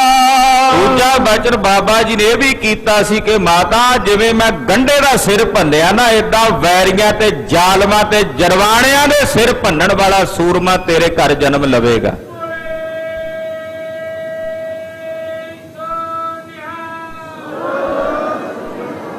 ਇਹ ਬਚਨ ਮਹਾਰਾਜ ਜੀ ਨੇ ਬਾਬਾ ਬੁੱਢਾ ਸਾਹਿਬ ਨੇ ਕੀਤੇ ਸੀ। ਜੇ ਉਹਨਾਂ ਦਾ ਪਹਿਲਾ ਬਚਨ ਸਫਲ ਹੋਇਆ ਤੇ ਦੂਜਾ ਵੀ ਸਫਲ ਜ਼ਰੂਰ ਹੋਵੇਗਾ। ਉਹਨਾਂ ਦਾ ਇਹ ਦੂਜਾ ਬਚਨ ਵੀ ਜ਼ਰੂਰ ਸਾਰਥਕ ਹੋਵੇਗਾ। ਤਰੇ ਸ਼ਸਤਰ ਤੁਰਕਨ ਹਨੇ ਇਹ ਹੋਵੇ ਸਾਚਾ। ਸ਼ਸਤਰ ਧਾਰਨ ਕਰਕੇ ਮਲੇਛਾਂ ਦਾ ਨਾਸ਼ ਕਰਨਗੇ। ਇਹ ਬਚਨ ਇਹਨਾਂ ਦੇ ਸੱਚ ਹੋਏ ਨੇ ਔਰ ਹੋਣਗੇ। ਗੁਰਮੂਰਤ ਸੂਰਤ ਚਿਤੇ ਪੂਰਤ ਅਭਿਲਾਖੇ। ਗੱਲਾਂ ਹੁੰਦੀਆਂ ਨੇ ਸਾਰੇ ਨਗਰ ਦੇ ਵਿੱਚ, ਬਹੁਤ ਸਾਰੇ ਗੱਲਾਂ ਕਰਦੇ ਨੇ ਏਦਾਂ, ਔਰ ਭਾਵਨਾ ਵਾਲੇ ਗੁਰੂ ਹਰਗੋਬਿੰਦ ਸਾਹਿਬ ਦੀ ਮੂਰਤ ਨੂੰ ਚਿਤਵਦੇ ਨੇ, ਬੜੇ ਪਿਆਰ ਨਾਲ ਵੇਖਦੇ ਨੇ, ਔਰ ਵੇਖ ਵੇਖ ਕੇ ਆਪਣੇ ਮਨਾਂ ਦੀਆਂ ਅਭਿਲਾਖਾਵਾਂ ਇੱਛਾਵਾਂ ਪੂਰੀਆਂ ਕਰਦੇ ਹਨ। ਹੇਰ ਹੇਰ ਅਨੁਮਾਨ ਕਰ ਸਿੱਖ ਬੋਬਿਦ ਭਾਖੇ। ਵੇਖ ਵੇਖ ਕੇ ਮਹਾਰਾਜ ਜੀ ਦਾ ਬੜਾ ਸਨਮਾਨ ਕਰਦੇ ਨੇ, ਬੜਾ ਸਤਿਕਾਰ ਕਰਦੇ ਨੇ, ਔਰ ਬਹੁਤ ਸਨਮਾਨ ਤੇ ਸਤਿਕਾਰ ਕਰਕੇ ਬਹੁ ਪ੍ਰਕਾਰ ਨਾਲ ਬੇਨਤੀਆਂ ਕਰਦੇ ਹਨ। ਪਿਤ ਸਮੀਪ ਆਵੇਂ ਜਬੈ ਬੋ ਨਮਰੈ ਹੋਈ। ਇਦਾਂ ਸਾਰੇ ਭਾਂਤ ਭਾਂਤ ਦੀਆਂ ਗੱਲਾਂ ਕਰਦੇ, ਕੋਈ ਭਾਵਨਾ ਨਾਲ ਪਿਆਰ ਨਾਲ ਕਹਿੰਦਾ ਗੁਰੂ ਸਾਹਿਬ ਜੀ ਜੋ ਕਰ ਰਹੇ ਨੇ ਸਹੀ ਕਰ ਰਹੇ ਨੇ, ਸ਼ੰਕਾਵਾਦੀ ਸ਼ੰਕਾ ਵੀ ਕਰਦੇ ਨੇ, ਆਲੋਚਨਾਵਾਂ ਕਰਨ ਵਾਲੇ ਆਲੋਚਨਾ ਵੀ ਕਰਦੇ ਨੇ। ਤੋ ਗੁਰੂ ਹਰਗੋਬਿੰਦ ਸਾਹਿਬ ਦੇ ਸਬੰਧ ਵਿੱਚ ਇਦਾਂ ਚਰਚਾ ਹੋ ਰਹੀ। ਛੇਵੇਂ ਪਾਤਸ਼ਾਹ ਜੀ ਮਹਾਰਾਜ ਆਪਣੇ ਪਿਤਾ ਗੁਰੂ ਸ੍ਰੀ ਗੁਰੂ ਅਰਜਨ ਦੇਵ ਸਾਹਿਬ ਦੇ ਚਰਨਾਂ ਵਿੱਚ ਨਿਤਾ ਪ੍ਰਤੀ ਰੋਜ਼ ਬਹੁਤ ਵਿਨਿਮਰ ਭਾਵ ਨਾਲ, ਇਹ ਨਹੀਂ ਕਿ ਜੇ ਸ਼ਸਤਰ ਧਾਰਨ ਕੀਤੇ ਨੇ ਸਤਿਗੁਰੂ ਜੀ ਨੇ ਤੇ ਉਹਨਾਂ ਦੇ ਹਿਰਦੇ 'ਚ ਕੋਈ ਹੰਕਾਰ ਹੈ, ਨਿਮਰਤਾ ਵੀ ਅੱਤ ਦੀ ਹੈ ਛੇਵੇਂ ਪਾਤਸ਼ਾਹ ਦੇ ਹਿਰਦੇ ਵਿੱਚ। ਜਦੋਂ ਪੰਜਵੇਂ ਪਾਤਸ਼ਾਹ ਦੇ ਦਰਬਾਰ ਵਿੱਚ ਆਉਂਦੇ ਨੇ ਬੜੇ ਸਨਿਮਰ ਭਾਵ ਨਾਲ ਚੱਲ ਕੇ ਆਉਂਦੇ ਹਨ। ਜਾਵਤ ਬੈਠੇ ਸਭਾ ਮੈਂ ਮੁਖ ਪਿਕ ਸਭ ਕੋਈ। ਔਰ ਜਾ ਕੇ ਸਤਿਗੁਰਾਂ ਦੇ ਚਰਨਾਂ ਵਿੱਚ ਮੱਥਾ ਟੇਕਦੇ, ਗੁਰੂ ਸਾਹਿਬ ਦੇ ਦਰਬਾਰ ਵਿੱਚ ਬੈਠ ਜਾਂਦੇ ਨੇ। ਚਿਹਰਾ ਇੰਨਾ ਸੁੰਦਰ ਹੈ ਛੇਵੇਂ ਪਾਤਸ਼ਾਹ ਦਾ, ਜਿੰਨੀ ਦੇਰ ਤੱਕ ਸਭਾ 'ਚ ਬੈਠੇ ਰਹਿੰਦੇ ਸਾਰੀ ਸੰਗਤ ਦੀ ਨਿਗਾਹ ਗੁਰੂ ਹਰਗੋਬਿੰਦ ਸਾਹਿਬ ਦੇ ਚਿਹਰੇ ਤੇ ਹੀ ਟਿਕੀ ਰਹਿੰਦੀ। ਸਭ ਉਹਨਾਂ ਵੱਲ ਹੀ ਵੇਖੀ ਜਾਂਦੇ। ਇੰਨਾ ਸੁੰਦਰ ਸਰੂਪ ਹੈ ਮਹਾਰਾਜ ਜੀ ਦਾ ਕਿ ਚਿੱਤ ਕਰਦਾ ਸਤਿਗੁਰਾਂ ਦਾ ਸਰੂਪ ਵੇਖੀ ਜਾਈਏ, ਮਨ ਨਹੀਂ ਰੱਜਦਾ, ਅੱਖਾਂ ਬਦੋ ਬਦੀ ਛੇਵੇਂ ਪਾਤਸ਼ਾਹ ਦੇ ਸਰੂਪ ਵੱਲ ਟਿਕੀਆਂ ਰਹਿੰਦੀਆਂ ਨੇ। ਸਗਰੇ ਦੀਰਘ ਅੰਗ ਹੈ ਕਦ ਵਦੇ ਵਿਸਾਲਾ। ਸਰੀਰ ਦੇ ਸਾਰੇ ਅੰਗ ਬੜੇ ਦੀਰਘ ਨੇ ਔਰ ਸਰੀਰ ਦਾ ਕੱਦ ਬੜਾ ਵਿਸ਼ਾਲ ਹੋ ਕੇ ਵੱਧ ਰਿਹਾ ਹੈ। ਹਾਲੇ 10 ਸਾਲ ਦੀ ਉਮਰ ਹੈ ਤੇ 10 ਸਾਲ ਦੀ ਉਮਰ ਦੇ ਵਿੱਚ ਹੀ ਤਕਰੀਬਨ ਸਰੀਰ ਦਾ ਕੱਦ 6 ਫੁੱਟ ਦੇ ਨੇੜੇ ਹੋ ਚੁੱਕਾ ਹੈ। ਕੁੱਲ ਕੱਦ ਜਿਹੜਾ ਮਹਾਰਾਜ ਜੀ ਦਾ ਸੀ ਉਹ 7.5 ਫੁੱਟ ਉੱਚੇ ਲੰਮੇ ਸਨ ਛੇਵੇਂ ਪਾਤਸ਼ਾਹ। ਸਰੀਰ ਦੀ ਜਿਹੜੀ ਢੀਲ ਸੀ 7.5 ਫੁੱਟ ਉੱਚੀ ਤੇ ਸਰੀਰ ਦਾ ਵਜਨ 7.5 ਮਣ ਪੱਕਾ ਸੀ। 7.5 ਮਣ ਪੱਕਾ ਸਰੀਰ ਦਾ ਭਾਰਾ ਵਜਨ। ਇੰਨਾ ਬਲ ਸੀ ਮਹਾਰਾਜ ਜੀ ਦੇ ਸਰੀਰ 'ਚ ਕਿ 1 ਘੰਟੇ ਤੋਂ ਵੱਧ ਘੋੜਾ ਭਾਰ ਨਹੀਂ ਸੀ ਚੱਲ ਸਕਦਾ। 1 ਘੰਟੇ ਬਾਅਦ ਘੋੜਾ ਬਦਲਣਾ ਪੈਂਦਾ ਸੀ। 2 ਘੋੜੇ ਨਾਲ ਚੱਲਦੇ ਸੀ ਮਹਾਰਾਜ ਜੀ ਦੇ। ਤੋ ਹੁਣ ਵੀ ਸਰੀਰ ਦਾ ਜਿਹੜਾ ਕੱਦ ਹੈ ਉਹ ਸਾਰਿਆਂ ਦੇ ਵਿੱਚ ਵੇਖ ਕੇ ਸਿੱਖ ਹੈਰਾਨ ਨੇ ਕਿ ਦਿਨ ਪ੍ਰਤੀ ਦਿਨ ਸਰੀਰ ਦੀ ਢੀਲ ਜਿਹੜੀ ਹੈ ਉਹ ਵੱਧਦੀ ਜਾ ਰਹੀ ਹੈ। ਦਬੇ ਸ਼ਤਰੂ ਛਾਇਆ ਤਰੇ ਰਣ ਪਿਖੇ ਕਰਾਲਾ। ਵੱਡੀ ਦੇਹ ਮਹਾਰਾਜ ਜੀ ਦਾ ਸਰੀਰ ਵੱਧ ਰਿਹਾ ਹੈ ਕਿ ਉਸੇ ਦੇ ਪਰਛਾਵੇਂ ਥੱਲੇ ਦੁਸ਼ਮਣਾਂ ਨੇ ਦੱਬ ਜਾਣਾ ਜੰਗ ਦੇ ਮੈਦਾਨ ਵਿੱਚ। ਮਹਾਰਾਜ ਜੀ ਦੇ ਸਰੀਰ ਦੇ ਪਰਛਾਵੇਂ ਥੱਲੇ ਹੀ ਦੁਸ਼ਮਣ ਦੱਬ ਜਾਣ, ਇੰਨਾ ਮਹਾਰਾਜ ਜੀ ਦੇ ਸਰੀਰ ਵਿੱਚ ਤਾਣ ਤੇ ਬਲ ਹੈ। ਰਣ ਪਿਖੈ ਕਰਾਲਾ। ਔਰ ਮਹਾਰਾਜ ਜੀ ਚਾਹੁੰਦੇ ਨੇ ਛੇਵੇਂ ਪਾਤਸ਼ਾਹ ਸਮਾਂ ਆਵੇ ਤੇ ਧਰਮ ਯੁੱਧ ਦਾ ਜੰਗ ਦਾ ਮੈਦਾਨ ਅਸੀਂ ਆਪਣੀਆਂ ਅੱਖਾਂ ਨਾਲ ਵੇਖੀਏ। ਸ਼੍ਰੀ ਅਰਜਨ ਲੈ ਗੋਦ ਮੈਂ ਸਿੱਖਿਆ ਸਿਕਰਾਵੇਂ। ਖਾਲਸਾ ਜੀ, ਇੱਕ ਪਿਓ ਨੂੰ ਕੀ ਕਰਨਾ ਚਾਹੀਦਾ ਆਪਣੇ ਪੁੱਤਰ ਪ੍ਰਤੀ? ਇੱਕ ਪਿਤਾ ਦੀ ਕੀ ਜ਼ਿੰਮੇਵਾਰੀ ਹੈ ਉਹ ਵੀ ਗੁਰੂ ਸਾਹਿਬ ਦੇ ਇਤਿਹਾਸ ਵਿੱਚੋਂ ਛਲਕ ਛਲਕ ਕੇ ਸਾਹਮਣੇ ਆ ਰਹੀ ਹੈ। ਕਿੰਨੇ ਕੁ ਬਾਪ ਹੋਣਗੇ ਜਿਹੜੇ ਆਪਣੇ ਪੁੱਤਰਾਂ ਨੂੰ ਆਪਣੀ ਗੋਦ 'ਚ ਬਿਠਾ ਕੇ ਆਹ ਸਿੱਖਿਆ ਦਿੰਦੇ ਹੋਣਗੇ ਜੋ ਗੁਰੂ ਅਰਜਨ ਦੇਵ ਸਾਹਿਬ ਦੇ ਰਹੇ ਨੇ, ਫਿਰ ਉਸ ਪੁੱਤਰ ਨੂੰ ਜਿਹੜਾ ਪੁੱਤਰ ਪਹਿਲਾਂ ਹੀ ਸਭ ਕੁਝ ਜਾਣਦਾ ਹੈ, ਫਿਰ ਉਹ ਕਿਉਂ ਸਿੱਖਿਆ ਦੇ ਰਹੇ ਨੇ ਆਪਣੇ ਪੁੱਤਰ ਨੂੰ? ਸਾਡੇ ਲਈ ਪੂਰਨੇ ਪਾ ਰਹੇ ਨੇ ਕਿ ਤੁਸੀਂ ਆਪਣੇ ਬੱਚਿਆਂ ਨੂੰ ਆਪਣੀ ਗੋਦ 'ਚ ਬਿਠਾ ਕੇ ਉਹਨਾਂ ਪ੍ਰਤੀ ਸਮਾਂ ਕੱਢ ਕੇ ਉਹਨਾਂ ਨੂੰ ਆਹ ਸਿੱਖਿਆਵਾਂ ਦਿਓ। ਕੀ ਸਿੱਖਿਆ ਦਿੰਦੇ ਨੇ ਮਹਾਰਾਜ ਪੰਜਵੇਂ ਪਾਤਸ਼ਾਹ? ਸੁਣੋ ਭਾਈ। ਛੇਵੇਂ ਪਾਤਸ਼ਾਹ ਨੂੰ ਦੁਲਾਰ ਕਰਦੇ ਆ ਧੰਨ ਗੁਰੂ ਅਰਜਨ ਦੇਵ ਸਾਹਿਬ ਜੀ ਕਹਿੰਦੇ ਹਨ, ਸਿੱਖ ਸੰਗਤ ਸੁਖ ਪਾਏ ਜਿਮ ਤਿਮ ਕਰੋ ਸੁਹਾਵੇ। ਮਹਾਰਾਜ ਜੀ ਕਹਿੰਦੇ ਬੇਟਾ ਸ਼੍ਰੀ ਹਰਗੋਬਿੰਦ ਜੀ, ਜਿਵੇਂ ਸਾਰੀ ਸਿੱਖ ਸੰਗਤ ਨੂੰ ਸੁਖ ਤੇ ਆਨੰਦ ਪ੍ਰਾਪਤ ਹੋਵੇ ਤੁਸੀਂ ਉਹ ਕੰਮ ਕਰਨਾ, ਜਿਹਦੇ ਨਾਲ ਸਿੱਖਾਂ ਨੂੰ ਖੁਸ਼ੀ ਮਿਲੇ, ਜਿਸ ਕੰਮ ਨਾਲ ਸਾਰੇ ਸਿੱਖਾਂ ਦੇ ਹਿਰਦਿਆਂ ਵਿੱਚ ਖੇੜਾ ਤੇ ਆਨੰਦ ਵਰਤੇ ਤੁਸੀਂ ਉਹ ਕੰਮ ਕਰਨਾ ਹੈ। ਗੁਰ ਸਿੱਖਨ ਸਨਮਾਨੀਐ ਨਿਤ ਬਨੋ ਸਹਾਈ। ਔਰ ਹਰ ਵੇਲੇ ਗੁਰਸਿੱਖਾਂ ਦਾ ਸਨਮਾਨ ਕਰਨਾ, ਗੁਰਸਿੱਖਾਂ ਦਾ ਵੱਧ ਤੋਂ ਵੱਧ ਸਤਿਕਾਰ ਕਰਨਾ, ਤੇ ਜਿੱਥੇ ਗੁਰਸਿੱਖਾਂ ਦਾ ਸਤਿਕਾਰ ਕਰਨਾ ਉੱਥੇ ਅਗਰ ਕਿਸੇ ਸਿੱਖ ਨੂੰ ਕੋਈ ਸਮੱਸਿਆ ਹੋਵੇ ਤਾਂ ਉਸ ਸਿੱਖ ਦੀ ਸਹਾਇਤਾ ਕਰਨ ਵਾਸਤੇ ਉਹਦੇ ਕੋਲ ਜਾਣਾ, ਉਹਦੀ ਮਦਦ ਕਰਨੀ ਹੈ, ਸਹਾਇਤਾ ਕਰਨੀ ਹੈ। ਸ਼੍ਰੀ ਨਾਨਕ ਆਦਿਕ ਗੁਰੂ ਇਹ ਰੀਤ ਚਲਾਈ। ਇਹ ਮਰਿਆਦਾ ਗੁਰੂ ਨਾਨਕ ਸਾਹਿਬ ਜੀ ਨੇ ਚਲਾਈ ਹੋਈ ਆ ਗੁਰੂ ਘਰ ਵਿੱਚ। ਗੁਰਬਾਣੀ ਬੋ ਕੰਠ ਕਰ ਉਠ ਪ੍ਰਾਤ ਉਚਾਰੋ। ਪੁੱਤਰ ਹਰਗੋਬਿੰਦ ਜੀ, ਗੁਰਬਾਣੀ ਵੱਧ ਤੋਂ ਵੱਧ ਕੰਠ ਕਰੋ, ਤੇ ਗੁਰਬਾਣੀ ਕੰਠ ਕਰਕੇ ਅੰਮ੍ਰਿਤ ਵੇਲੇ ਉੱਠ ਕੇ ਗੁਰਬਾਣੀ ਪੜ੍ਹਿਆ ਕਰੋ। ਕਿੰਨੇ ਕੁ ਮਾਂ-ਬਾਪ ਨੇ ਜਿਹੜੇ ਆਪਣੇ ਬੱਚਿਆਂ ਨੂੰ ਕਹਿੰਦੇ ਹੁਣ ਗੁਰਬਾਣੀ ਕੰਠ ਕਰੋ। ਮੂਲ ਮੰਤਰ ਤੱਕ ਸਾਡੇ ਬੱਚਿਆਂ ਨੂੰ ਚੇਤੇ ਨਹੀਂ ਹੁੰਦਾ। ਕਈ ਸਿੱਖਾਂ ਦੇ ਪਰਿਵਾਰਾਂ ਵਿੱਚ ਜਦੋਂ ਜਾਂਦੇ ਬੱਚੇ ਨੂੰ ਕਹੋ ਮੂਲ ਮੰਤਰ, ਉਹ ਸੱਜੇ ਖੱਬੇ ਵੇਖਦਾ, ਆਹ ਕਿਹੜੀ ਚੀਜ਼ ਦਾ ਨਾਂ ਲੈ ਲਿਆ ਮੂਲ ਮੰਤਰ ਦਾ। ਸਿੱਖ ਦੇ ਬੱਚੇ ਨੂੰ ਮੂਲ ਮੰਤਰ ਤੱਕ ਵੀ ਚੇਤੇ ਨਹੀਂ, ਬਾਕੀ ਜਪਜੀ ਦਾ ਪਾਠ ਯਾਦ ਹੋਣਾ ਉਹ ਤਾਂ ਬਾਅਦ ਦੀਆਂ ਗੱਲਾਂ ਨੇ। ਘੱਟੋ ਘੱਟ ਸਿੱਖ ਦੇ ਬੱਚੇ ਨੂੰ ਜਪਜੀ ਤਾਂ ਯਾਦ ਹੋਵੇ। ਜਪਜੀ ਸਾਹਿਬ ਦੀ ਬਾਣੀ ਤਾਂ ਇੰਨੀ, ਇੱਕ ਪਾਠ ਇੰਨਾ ਤਾਂ ਯਾਦ ਹੋਣਾ ਚਾਹੀਦਾ ਨਾ। 5 ਬਾਣੀਆਂ ਯਾਦ ਹੋਣ ਇਹ ਯਤਨ ਹੋਵੇ ਸਿੱਖ ਦੇ ਬੱਚੇ ਵਾਸਤੇ, 2 ਬਾਣੀਆਂ ਸ਼ਾਮ ਦੀਆਂ, ਨਹੀਂ ਤਾਂ ਜਪਜੀ ਸਾਹਿਬ ਤਾਂ ਚੇਤੇ ਹੋਣਾ ਚਾਹੀਦਾ।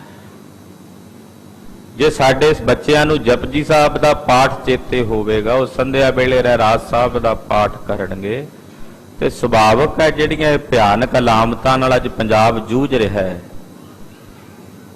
ਕਿੰਨੀਆਂ ਭਿਆਨਕ ਅਲਾਮਤਾਂ ਨੇ ਮੈਨੂੰ ਦੱਸਣ ਦੀ ਲੋੜ ਨਹੀਂ ਹੈ, ਤੁਸੀਂ ਭਲੀ ਪ੍ਰਕਾਰ ਨਾਲ ਜਾਣੂ ਹੀ ਹੋ ਕਿੰਨਾ ਰੋਲਾ ਪਿਆ ਹੋਇਆ।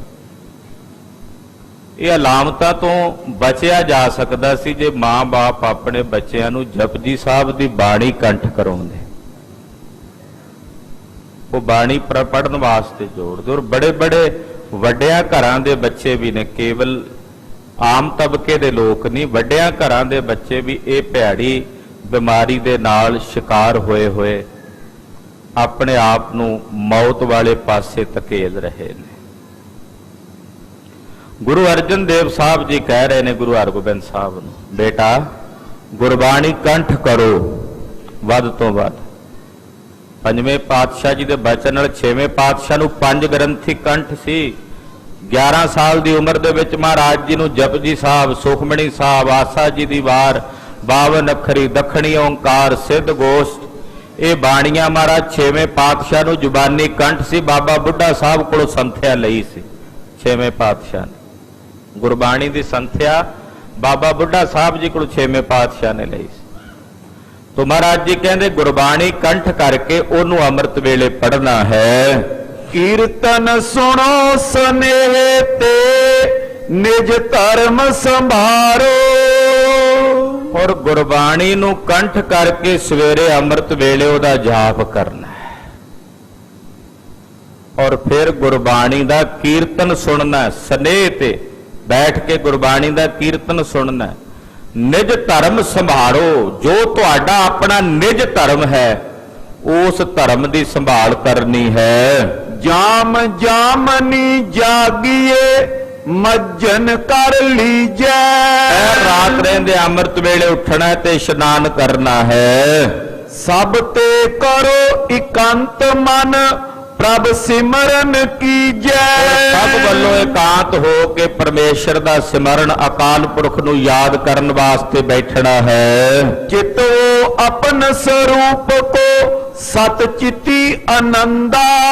ਸਤ ਚੇਤਨ ਆਨੰਦ ਸਰੂਪ ਨੂੰ ਚਿਤਵਣਾ ਹੈ, ਯਾਦ ਕਰਨਾ ਮੈਂ ਤਨ ਨਹੀਂ, ਮੈਂ ਆਤਮਾ ਸਵਰੂਪ ਹਾਂ। ਦਿਵਸ ਚੜੇ ਦੇਉ ਦਰਸ ਕੋ ਜੈ ਸੰਗਤ ਬ੍ਰਿੰਦਾ।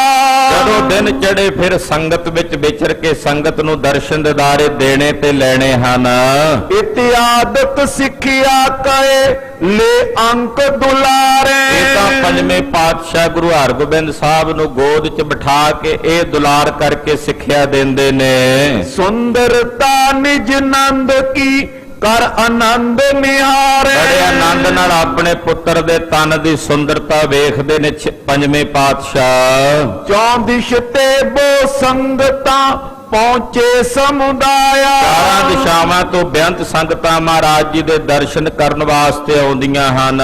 ਪੂਰੇ ਤਿਨ ਕੀ ਕਾਮਨਾ ਕਰ ਕੈ ਨਿਜ ਦਾਇਆ। ਆਪਣੀ ਦਇਆ ਕਰਕੇ ਪੰਜਵੇਂ ਪਾਤਸ਼ਾਹ ਸਭ ਦੀਆਂ ਕਾਮਨਾਵਾਂ ਪੂਰੀਆਂ ਕਰਦੇ ਹਨ।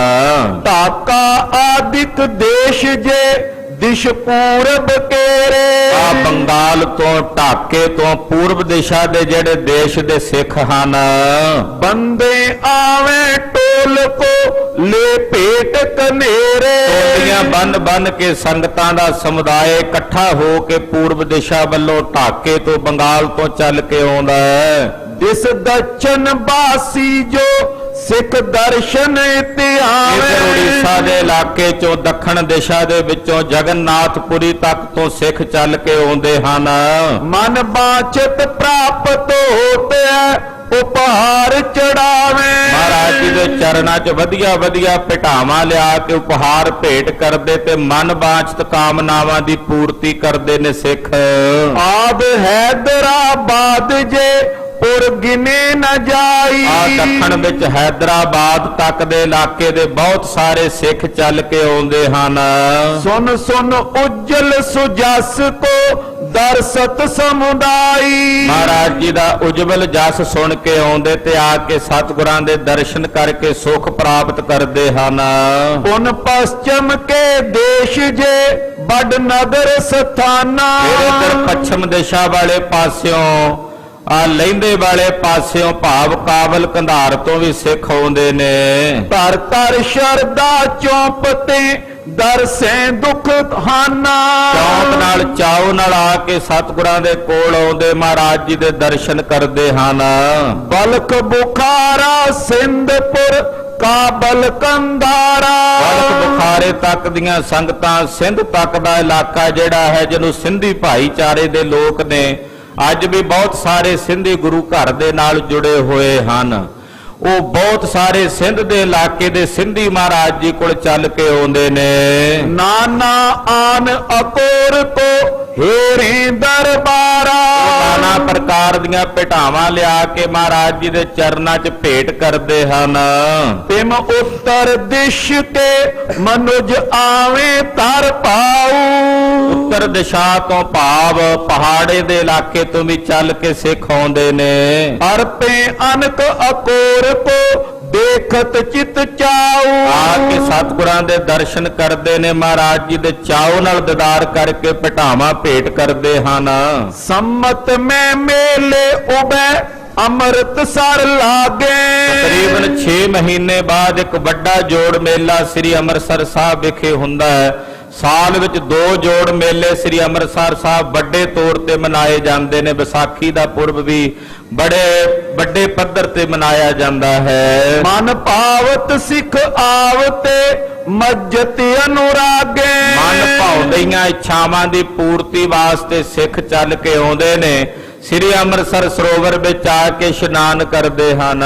ਸ਼੍ਰੀ ਮੁਖ ਤੇ ਮੈਂ ਮਹਾ ਵਿੱਚ ਸ਼ਬਦ ਬਣਾਈ। ਜੋ ਸਤਿਗੁਰੂ ਜੀ ਨੇ ਅੰਮ੍ਰਿਤਸਰ ਸਰੋਵਰ ਦੀ ਮਹਿਮਾ ਸ਼ਬਦਾਂ ਵਿੱਚ ਗਾਇਨ ਕੀਤੀ, ਗੁਰਬਾਣੀ ਦੁਆਰਾ ਗਾਇਨ ਕੀਤੀ ਹੈ। ਪਟ ਸੁਨ ਕੇ ਸ਼ਰਧਾ ਧਰਤ ਪਹੁੰਚੇ ਦਰਸਾਈ। ਉਹਨਾਂ ਸ਼ਬਦਾਂ ਨੂੰ ਪੜ੍ਹ ਕੇ ਸੁਣ ਕੇ ਮਨ 'ਚ ਸ਼ਰਧਾ ਧਾਰਨ ਕਰਕੇ ਸਿੱਖ ਉਚੇਚੇ ਤੌਰ ਤੇ ਸ੍ਰੀ ਹਰਿਮੰਦਰ ਸਾਹਿਬ ਦੇ ਦਰਸ਼ਨਾਂ ਨੂੰ ਆਉਂਦੇ ਹਨ। ਸਕਲ ਦਿਸਨ ਮੈਂ ਸੁਜਸਬੋ ਪਸਰੇ ਹੋ ਸ਼ੁਭ ਐਸੇ। ਸਾਰੀਆਂ ਦਿਸ਼ਾਵਾਂ ਵਿੱਚ ਮਹਾਰਾਜ ਜੀ ਦਾ ਵੱਡਾ ਭਾਰੀ ਸੁਜਸ ਪਸਰਿਆ ਹੋਇਆ ਹੈ। ਪਾਰਦ ਨਾਰਦ ਸਾਰਦਾ ਰੰਗ ਉਜਲ ਜੈਸੇ। ਜਿਵੇਂ ਪਾਰੇ ਦਾ ਰੰਗ ਉਜਵਲ ਹੁੰਦਾ ਨਾ, ਏਦਾਂ ਮਹਾਰਾਜ ਜੀ ਦੇ ਘਰ ਦਾ ਸੁਜਸ ਉਜਵਲ ਹੋ ਕੇ ਸਾਰੇ ਪਾਸੇ ਫੈਲ ਰਿਹਾ ਹੈ। ਘਰ ਘਰ ਫੂਲੀ ਮਾਲਤੀ ਜਨ ਸੁਮਨਸ ਜਾਤੀ। ਮਾਨੋ ਘਰ ਘਰ ਵਿੱਚ ਫੁੱਲਾਂ ਦੀ ਮਾਲਤੀ ਦੀ ਵੇਲ ਫਲੀ ਹੋਈ ਹੈ ਔਰ ਸੁਗੰਧੀ ਹਰ ਥਾਂ ਤੇ ਗੁਰਸਿੱਖੀ ਦੀ ਪਸਰ ਰਹੀ ਹੈ। ਸੁਦਾ ਕੇ ਚੰਦਰਕ ਚੰਦਰਿਕਾ ਜਨ ਹੰਸਨ ਪਾਤੀ। ਜਾਂ ਇਸ ਤਰ੍ਹਾਂ ਕਹਿ ਲਈਏ ਜਿਵੇਂ ਚੰਦਰਮਾ ਦੀ ਚਾਨਣੀ ਚਾਰੇ ਪਾਸੇ ਫੈਲਦੀ, ਏਦਾਂ ਗੁਰੂ ਕੀ ਸਿੱਖੀ ਚਾਰੇ ਪਾਸੇ ਫੈਲੀ ਹੋਈ ਹੈ। ਹੰਸਾਂ ਦੀ ਪੰਗਤ ਉੱਡ ਕੇ ਜਿਵੇਂ ਸੱਜੇ ਤੋਂ ਖੱਬੇ ਦੂਰ ਦੂਰ ਤੱਕ ਜਾਂਦੀ ਹੈ, ਏਦਾਂ ਗੁਰੂ ਕੀ ਸਿੱਖੀ ਚਾਰੇ ਪਾਸੇ ਪਸਰ ਰਹੀ ਹੈ। ਉਪਕਾਰੀ ਤੁਝ ਧਰਮ ਕੀ ਸ਼੍ਰੀ ਅਰਜਨ ਹੋਵਾ। ਗੁਰੂ ਅਰਜਨ ਦੇਵ ਸਾਹਿਬ ਜੀ ਮਹਾਰਾਜ ਜੀ ਧਰਮ ਦੀ ਧੁਜਾ ਹਨ ਔਰ ਮਹਾਨ ਪਰਉਪਕਾਰੀ ਹੋ ਕੇ ਸੰਸਾਰ ਦੇ ਜੀਵਾਂ ਤੇ ਉਪਕਾਰ ਕਰ ਰਹੇ ਹਨ। ਧਾਰਨ ਗੁਰਤਾ ਪਾਰ ਕੋ ਦੇੜ ਥੰਬ ਖਰੋਆ। ਗੁਰਤਾ ਗੱਦੀ ਦੀ ਮਹਾਨ ਜ਼ਿੰਮੇਵਾਰੀ ਨੂੰ ਸੰਭਾਲਣ ਵਾਸਤੇ ਧੰਨ ਗੁਰੂ ਅਰਜਨ ਦੇਵ ਸਾਹਿਬ ਜੀ ਇੱਕ ਵੱਡੇ ਥੰਬ ਵਾਂਗੂ ਹਨ। ਨਰ ਅਨੁਹਰ ਲੀਲਾ ਕਰੇ ਔਰ ਨਿਰਹੰਕਾਰਾ। ਇੰਨੇ ਵੱਡੇ ਮਾਲਕ ਹੋਣ ਦੇ ਬਾਵਜੂਦ ਵੀ ਸਧਾਰਨ ਮਨੁੱਖਾਂ ਵਾਂਗੂ ਲੀਲਾ ਕਰਦੇ ਨੇ ਪੰਜਵੇਂ ਪਾਤਸ਼ਾਹ। ਦੀਨ ਦੁਨੀਆ ਦੇ ਮਾਲਕ ਨੇ ਪਰ ਫਿਰ ਵੀ ਆਮ ਮਨੁੱਖਾਂ ਵਾਂਗੂ ਵਿਚਰਦੇ ਨੇ ਔਰ ਨਿਰਹੰਕਾਰਾ। ਹਿਰਦਾ ਸਤਿਗੁਰਾਂ ਦਾ ਬਿਲਕੁਲ ਨਿਰਮਲ ਤੇ ਨਿਰਹੰਕਾਰ ਹੈ। ਦੇਤ ਮ੍ਰਿਦੁਲ ਉਪਦੇਸ਼ ਕੋ ਲਗ ਸਭ ਇਨ ਪਿਆਰਾ। ਸਭ ਨੂੰ ਮਹਾਰਾਜ ਜੀ ਬੜਾ ਪਿਆਰਾ ਪਿਆਰਾ ਤੇ ਮਿੱਠਾ ਉਪਦੇਸ਼ ਦਿੰਦੇ ਨੇ।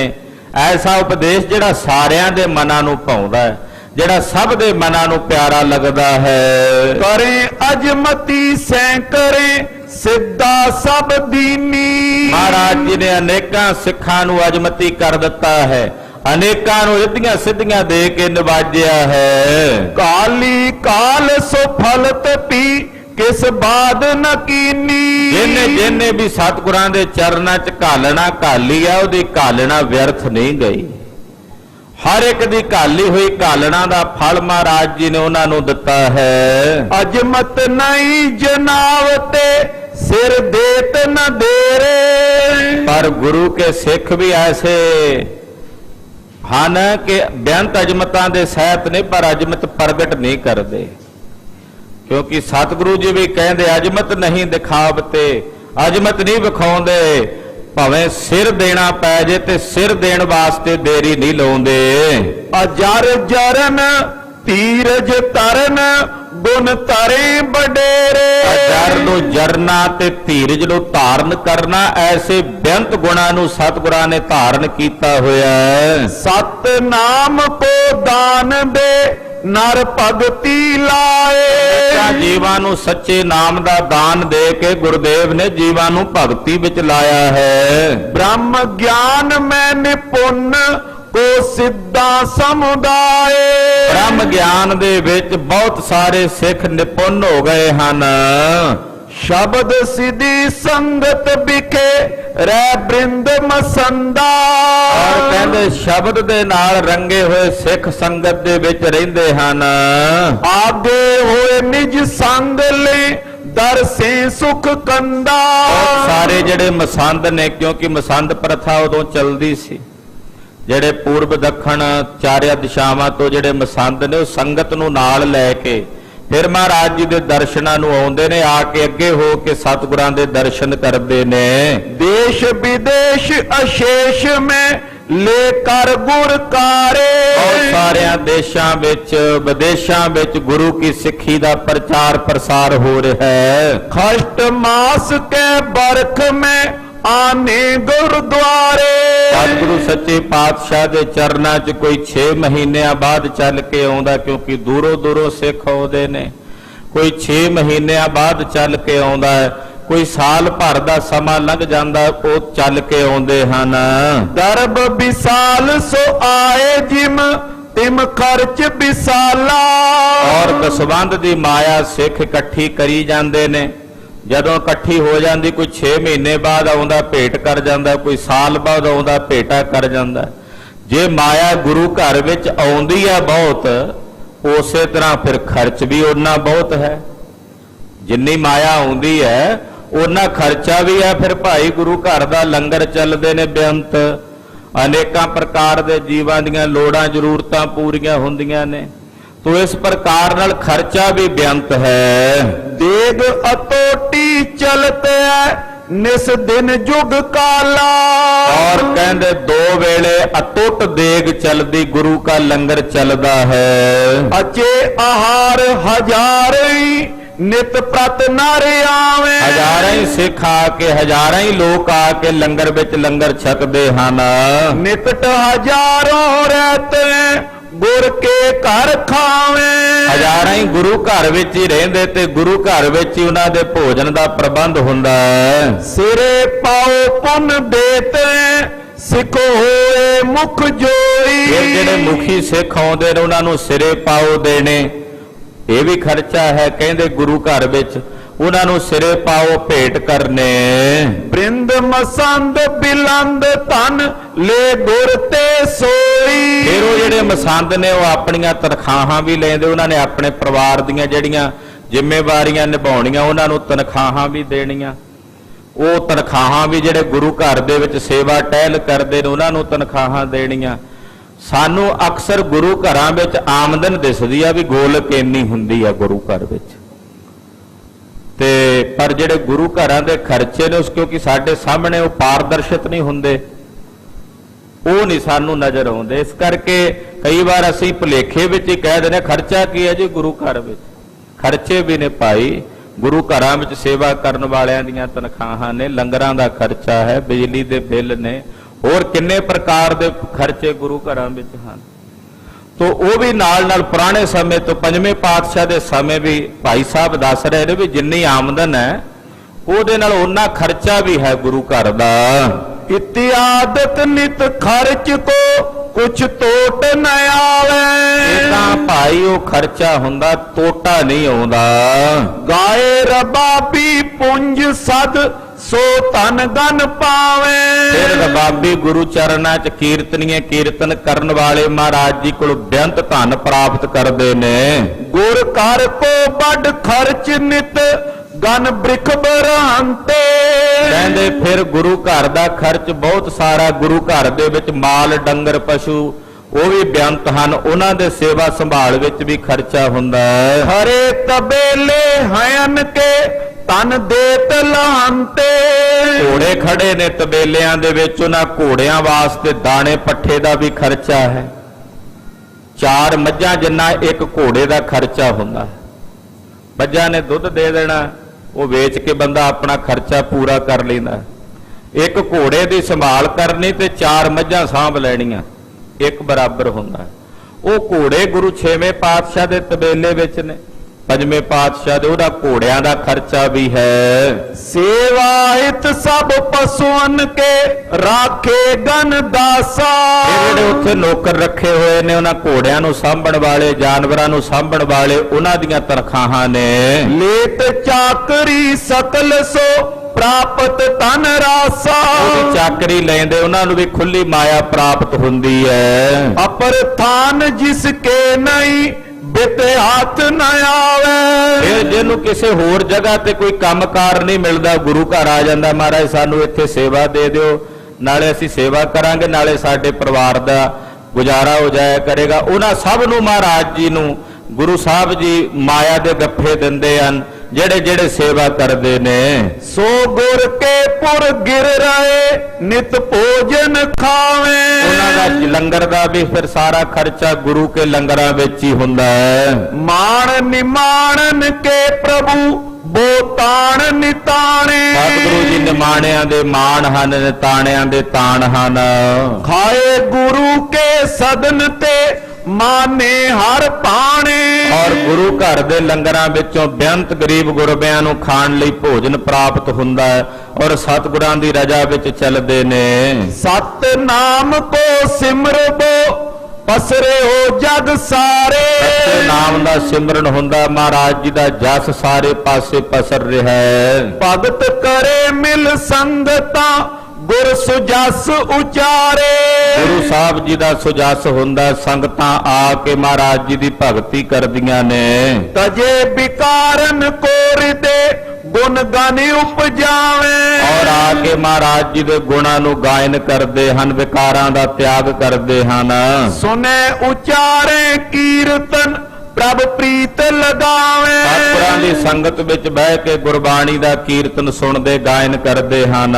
ਸਲਤਾ ਸੁੰਦਰ ਭਗਤ ਕੀ ਸਭ ਦੇਸ਼ ਬਿਥਾਰੀ। ਭਗਤੀ ਦੀ ਨਦੀ ਮਹਾਰਾਜ ਜੀ ਨੇ ਸਾਰੇ ਦੇਸ਼ ਵਿੱਚ ਵਿਸਤ੍ਰਿਤ ਕਰ ਦਿੱਤੀ ਹੈ। ਸਿੱਖ ਮੀਨ ਨੇ ਤਜ ਸਕੇ ਸ਼ਰਦਾ ਬਰ ਭਾਰੀ। ਸਿੱਖ ਉਸ ਭਗਤੀ ਦੀ ਨਦੀ ਵਿੱਚ ਮੀਨ ਬਣ ਕੇ ਉਹਦਾ ਤਿਆਗ ਨਹੀਂ ਕਰ ਸਕਦੇ, ਉਹਦੇ ਵਿੱਚ ਸ਼ਰਧਾ ਧਾਰਨ ਕਰਕੇ ਰਹਿੰਦੇ ਹਨ। ਐਸੀ ਨਦੀ ਜਿਹਦੇ ਵਿੱਚ ਸ਼ਰਧਾ ਦਾ ਪਾਣੀ ਭਰਿਆ ਹੋਇਆ ਹੈ। ਸਤਿਗੁਣ ਕਮਲ ਪ੍ਰਫੁੱਲ ਤੇ ਜਨ ਗਨ ਜਲ ਜਨਤਾ। ਸ੍ਰੇਸ਼ਟ ਗੁਣਾਂ ਦੇ ਕਮਲ ਦੇ ਫੁੱਲ ਇਸ ਭਗਤੀ ਦੀ ਨਦੀ 'ਚ ਖਿੜੇ ਹੋਏ ਨੇ ਔਰ ਜਿਹੜੇ ਜਨ ਗਨ ਜਲ ਜਨਤਾ, ਜਿੰਨੇ ਜਨ ਸੇਵਕ ਨੇ ਉਹ ਇਸ ਜਲ ਦੇ ਜੰਤੂ ਹਨ।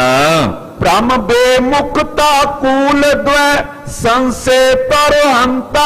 ਧਰਮ ਤੇ ਬੇਮੁਖਤਾ ਦੋ ਕਿਨਾਰੇ ਨੇ ਜਿਹੜੇ ਕਦੇ ਇਸ ਨਦੀ ਦੇ ਵਿੱਚ ਆ ਕੇ ਨਹੀਂ ਮਿਲ ਸਕਦੇ।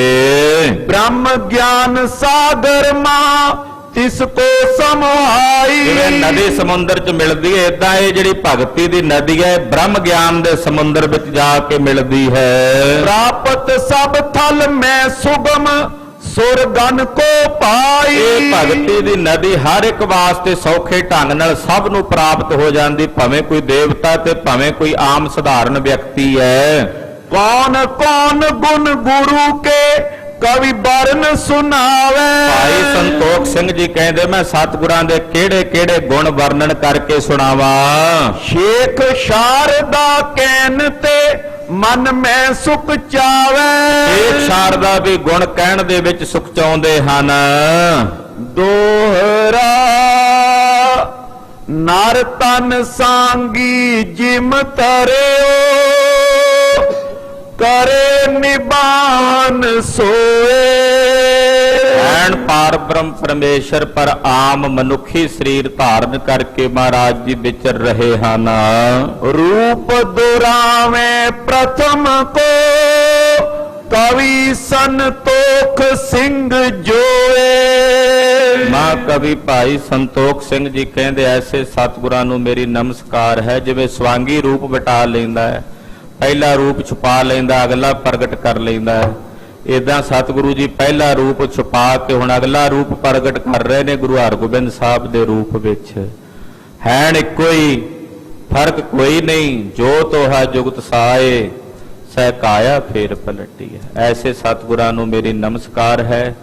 ਧੰਨ ਗਰੀਬ ਨਿਵਾਜ ਸੱਚੇ ਪਾਤਸ਼ਾਹ ਦੇ ਗੁਣਗਾਨ ਕਰਦਿਆਂ ਹੋਈਆਂ ਭੁੱਲਾਂ ਚੁੱਕਾਂ ਦੀ ਖਿਮਾ। ਜਿਹਵਾ ਏਕ ਕਵਨ ਗੁਣ ਕਹੀਆ, ਜਿਹਵਾ ਏਕ ਕਵਨ ਗੁਣ ਕਹੀਆ।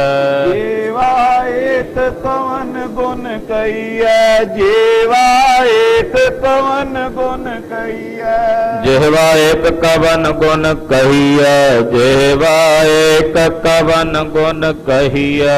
ਜੀਵਾ ਏਕ ਕਵਨ ਗੁਣ ਕਹੀਐ, ਜੀਵਾ ਏਕ ਕਵਨ ਗੁਣ ਕਹੀਐ। ਬੇਸੁਮਾਰ ਬੇਅੰਤ ਸੁਆਮੀ, ਬੇਸੁਮਾਰ ਬੇਅੰਤ ਸੁਆਮੀ। ਬੇਸੁਮਾਰ ਬੇਅੰਤ ਸੁਆਮੀ, ਬੇਸੁਮਾਰ ਬੇਅੰਤ ਸੁਆਮੀ। ਤੇਰਾ ਅੰਤ ਨ ਕਿਨਹੀ ਲਹੀਐ, ਤੇਰੋ ਅੰਤ ਨ ਕਿਨਹੀ ਲਹੀਐ। ਤੇਰੋ ਅੰਤ ਨ ਕਿਨਹੀ ਲਈਐ, ਤੇਰੋ ਅੰਤ ਨ ਕਿਨਹੀ